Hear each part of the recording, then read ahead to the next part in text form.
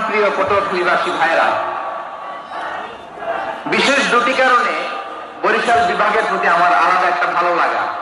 এর কারণ এই অঞ্চলে আলেম ওলামা বেশি, ঠিক কিনা বলেন?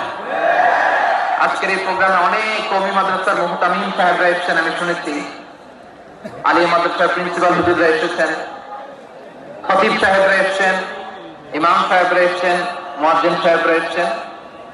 এই বিভাগে আলেম ওলামা বেশি। তার প্রমাণ এখানে এই বরিশালের ভেতরে আছে চারটিটা দরবার, ঠিক কিনা বলেন? অনেক হাক্কানি একটা দরবার। চারটিনার মরহুম পীর সাহেব হুজুরের খেদমত করেছি আমি অনেকবার, সুযোগ হয়েছিল আমার ছাত্র জামানায়। তো ওনাদের মাদ্রাসা কেন্দ্রিক অনেক খেদমত, আলহামদুলিল্লাহ।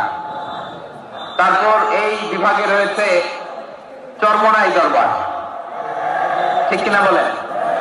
ওনাদের বিশাল মাদ্রাসা, ধর্মীয় অঙ্গনে, মাদ্রাসা অঙ্গনে, রাজনৈতিক অঙ্গনে ওনাদের অনেক খেদমত। তারপরে এখানে আছে ঝালকাঠি এনএস কামিল মাদ্রাসা।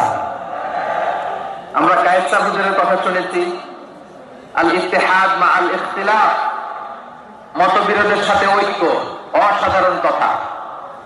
এই সমস্ত বড় বড় আল্লাহওয়ালাদের আগমন এই ভূখণ্ডে হওয়ার কারণে এখানে ধর্মীয় বিশৃঙ্খলা, মারামারি কম, আছে ঐক্য, ঠিক কিনা বলেন?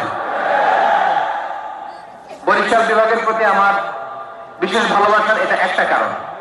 2 নম্বর কারণ হচ্ছে, আমি ঢাকাতে যে মাদ্রাসায় পড়াশোনা করেছি, দারুন নাজাত সিদ্দিকিয়া কামিল মাদ্রাসা, আমার মাদ্রাসার শিক্ষক মন্ডলীর অধিকাংশ হচ্ছে এই বরিশালের, আলহামদুলিল্লাহ।